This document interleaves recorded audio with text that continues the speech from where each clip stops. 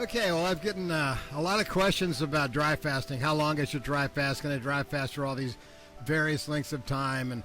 And what do I do when I get, in pain when I have a dry fast and that sort of stuff? And I thought, well, maybe it's time to take a walk. So, shall we? When I wrote the book, The Phoenix Protocol, I went through all the different things that the Russians have found out through their experience, their clinical experience, for dry fasting. And it turns out that they've tried dry fasting up to 18 days. They found that over 11 days, after 11 days rather, there's really no benefits. There's no additional benefits. Everything that happens in 7 to 11 days, and that's for intractable illnesses that aren't responsive to any kind of medical therapy. So it's really powerful, but it doesn't need to be longer than 11 days. And in fact, if you're going to do a dry fast longer than 7 days, you should have some kind of supervision, some kind of health monitor or something. These are clinical therapies used in Russia that we're repurposing for the Phoenix Protocol dry fasting idea of extending lifespan and health span and all that good stuff. So yeah, 11 days is really it. You don't get anything after that. You're putting yourself through a lot of stress you don't need to put yourself through. So there's the bottom line on that. Please get the book. Find out about this technique, because it's a very powerful technique. It's a very powerful tool for your extended lifespan and health span and brain span, because it fixes everything while you dry fast. So that's a really good thing about dry fasting. Along with blood donation, you've got a real break the time barrier thing going on. Anyway, the other thing I get questions about are the pains during a dry fast.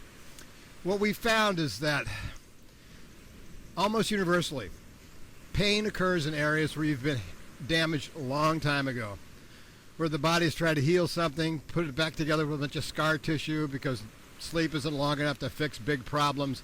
So it gets it fixed so you can go back to work or go back to what you're doing, but it doesn't really fix it. So what's happening during a dry fast is you're experiencing pain, but it's not really a stabbing pain. It's like a dull throb, an ache. It's when your body's just trying to get in there and fix stuff. And what happens is heat helps.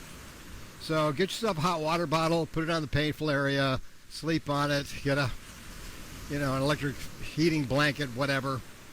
And that increases circulation, increases healing, floods the area with brand new blood. It's a great thing. So really the whole thing with the hot water bottle really, really helps. Being able to sleep, that's another big issue. The problem with sleep is the fact that you've entered into a sleep phase for a week or less, 5 maybe. And your circadian rhythms get all screwed up because you're keyed into waking up during the day and going to sleep at night, and that's kind of the way it kind of works for us humans. But when you start messing with that, you start throwing off all those cycles.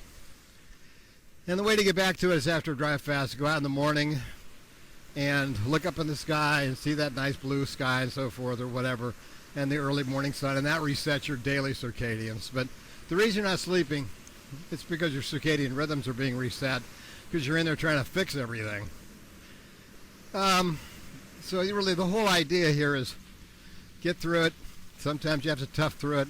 Some people sleep, some people don't. Some people can't sleep at all day 4, 5, 6, and 7. That's just the way it is. Everybody's a little different. Everybody's been through a lot in their life to get to where they are before they find a dry fast. So there you go. There's the big 3 issues. How long you dry fast, what happens in pain, and why you can't sleep. When I can't sleep, I just turn on a great big room fan and lay in front of it and let the white noise put me out. Works for me, doesn't work for everybody. Anyway, so that's it. Sort of a Q&A today. If you like the video, please subscribe. Please hit the like button. It helps the algorithm to get this stuff out to more people. And have a great day. I'm doing my beach walk. And hopefully that thing stays happy for a while. Anyway, I'll talk to you later. Have a great day. See ya.